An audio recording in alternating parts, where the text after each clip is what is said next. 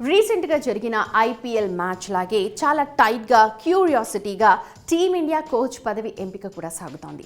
రాహుల్ ద్రవిడ్ తర్వాత team India main coach ఎవరు అవుతారన్న దానిలో ఎక్కడలేని సస్పెన్స్ ఉంది. అయితే ఆ సస్పెన్స్లోనూ అందరి కళ్ళు వేళ్ళు గౌతమ్ గంభీర్ వైపే ఉండడం ఇప్పుడు అంతటా ఇంట్రెస్టింగ్గా మారింది.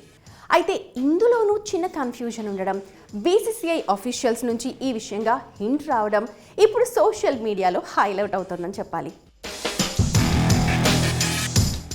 T20 వరల్డ్ కప్ 2024తో టీమిండియా హెడ్ కోచ్గా రాహుల్ ద్రవిడ్ పదవీ కాలం కంప్లీట్ అవుతుంది. దీంతో భారత్ జట్టుకు త్వరలో ఒక కొత్త కోచ్ రానున్నాడు. ఇందుకోసం ఇప్పటికే దరఖాస్తులను కూడా ఆహ్వానించింది బీసీసీఐ. పలువురు విదేశీ క్రికెటర్లు కూడా టీమిండియా కోచ్గా రావడానికి ఇంట్రెస్ట్ చూపిస్తున్నట్టు కూడా తెలుస్తోంది. అయితే ప్రస్తుతం వినిపిస్తున్న ఇన్ఫర్మేషన్ ప్రకారం టీమిండియా దిగ్గజ ప్లేయర్ అలాగే KKR coach Gautam Gambhir team India head కోచ్గా ఖరారు అయినట్టే తెలుస్తోంది.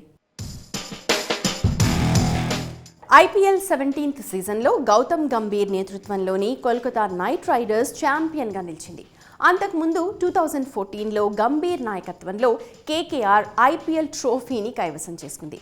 దీంతో టీమిండియా ప్రధాన కోచ్ పదవికి గంభీరే కరెక్ట్ అని బీసీసీఐ భావిస్తోంది. కానీ ఇక్కడ ఒక ట్విస్ట్ ఉంది. అది కాస్త అందరినీ బాధిస్తోంది. అదే అసలు గౌతమ్ గంభీర్ ఇండియన్ కోచ్ పదవికి అప్లై చేశాడా లేదా అని. ఎస్, టీమిండియా ప్రధాన కోచ్ పదవికి దరఖాస్తు చేసుకోవడానికి ఆఖరి తేదీ May 27 అయిపోయింది. అందులోనూ గంభీర్ అసలు ఈ పదవికి దరఖాస్తు చేసుకున్నాడా లేదా అన్న విషయంలో కూడా ఇప్పటివరకైతే క్లారిటీ లేదు.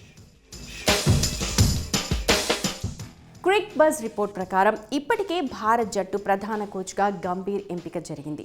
ఫ్రాంచైజీతో చర్చలు కూడా జరిగిపోయాయి. అతడి అపాయింట్మెంట్ను ప్రకటించడమే ఆలస్యం. ఇదే మాటను ఐపీఎల్ ఫ్రాంచైజీ ఓనర్తో పాటు హై ప్రొఫైల్ కలిగిన కొంతమంది కామెంటేటర్స్ ధృవీకరిస్తున్నారు.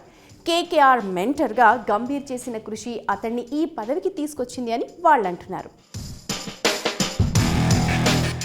అయితే గంభీర్ కాకుండా ఎంఎస్ ధోనీకి కూడా అవకాశం ఇస్తే బాగుంటుంది అని మరికొంతమంది అభిప్రాయం వ్యక్తం చేస్తున్నారు.